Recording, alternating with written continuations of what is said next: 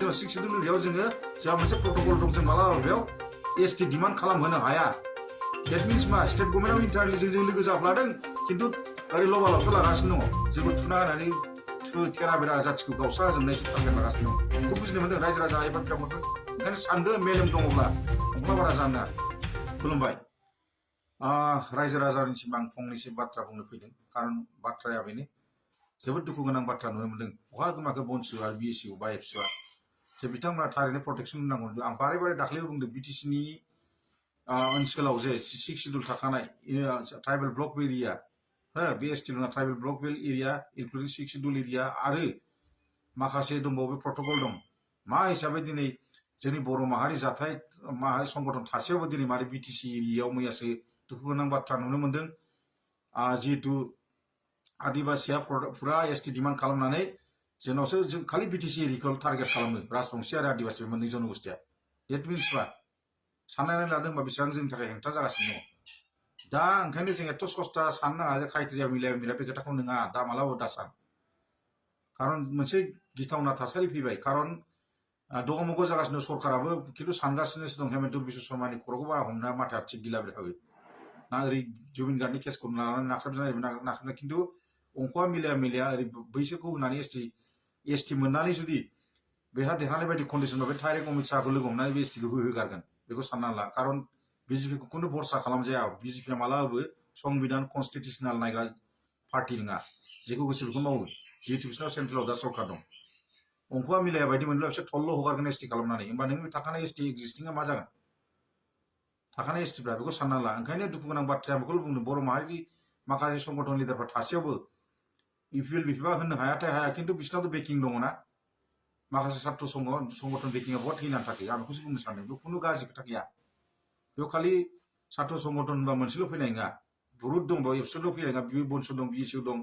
बर'नि संगठन बहा गोमानानै थाजोबो आं बेखौसो बुंनो सानदों आरो माखासे जोंनि लिडार्सफ्रा सानदों नामा बिसोरखौ जुदि हेंथा होयोब्ला जे भट मोननाया एबार फैबाय थानाय बिधान सभायाव बेखौ सानदों नामा बेखौ सानोबा खिन्थु जोबनाय लामायाव फैबाय जाथिया जों बेखौसो साननांगौ बाध्य जादों मानो होनना बुंबा एथ' सजां खारन बावैसो दानखालि नुनो मोनदों जिहेतु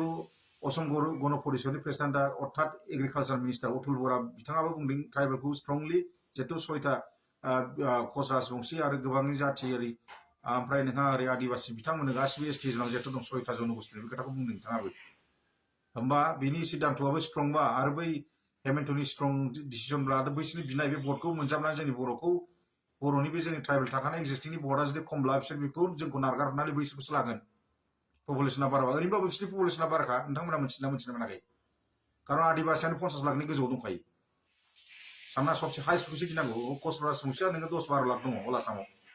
ओमफ्राय नोंहा ओरै आदिबासिखौसो सबसे गिनांगौ हाइस्ट दङ ओमफ्राय नोंहा ओरै कच राजबंशी थाबाय 10-12 लाख गासै अल आसाम जोंहा मोनसेल' जोंहा सिद्धान्त मोनसे खालामनांगौ बिटिसि हिसाबै जिहेतु बर'नि नेताफ्रा बेखौल' बुंनो सानदों आं खावलायनो सानदों 6 शिड्यूल एरियायाव जोंनाव प्रटेक्शन खालामनो मोना नोंसोर जोंहा मोनसे प्रटोकल दं नोंसोर बबाव डिमान्ड खालामो बिसोर बिथांमोना खालि टारगेट बानायगासिनो दं नामा बोरै कमिउनिकेट खालामथाय ओंखायनो बिटिसिखौल' टारगेट खालामगासिनो दङ दिनै धुबुरियाव मानो खालामनाखै प्रटेक्शन बरपेटायाव मानो खालामनाखै नलबारियाव मानो खालामनाखै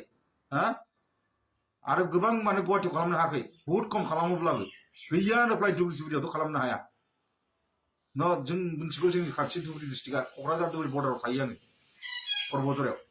आरो बिनि खेत्रआव गोबाङैनो नुनो मोनदों गोबां डिस्ट्रिक्टआव बिसोर प्रटेक्शन खालाम खालि बिटिसिखौल' टारगेट बावैसो दानखालि झारखन्डनि एक्सट्रिमिस्ट जिहेतु महेश होनो जायखौ बेफोर हाबसननानै माबायदि इनकाउन्टार खालामलाबाय माबा ट्रेनखौ माबायदि उराय लाखिनो नागिरदों बेयावसोमोन मा बर'जों बर' बेयाव गावजों गाव पलिटिकेलनि खोथा लबालब लालायबाय थानोसै लाजिनो रोंला नामा दा ओंखायनो जाथिया सानदों मोनसेल' खोथा सिद्धान्त जुदि थांनानै थानोबा इउनियन टेरिटरि नङाबा आलादा रायजो आं खिन्थु बेखौल' बुंनो सानदों भट इलेक्सनाव आङो गेलेदों जेनदों खिन्थु जों जाथि माहारियाबो इनिसियेटिभ लानो थाखाय जौ लोंदों जादों जुवा गेलेदों प्लास गेलेदों थाखा फैसा मोनदों बेनोल' भट थिखोहरदों आं बेखौल' बुंनो सानो मोजां लिडारखौ मालाबा केपचार खालामनानै नायदों नामा जोंनि जाथिया आं लिडारखौ बुङा दिनै जाथिफोरखौसो रायगोन आङो जाथियाबो जोंना थिग नङा जाथिफ्राबो बिनि थाखायनो बेबायदि जादों दिनै मोजां लिडारा मानि थाखाय गाखोनो हायाखै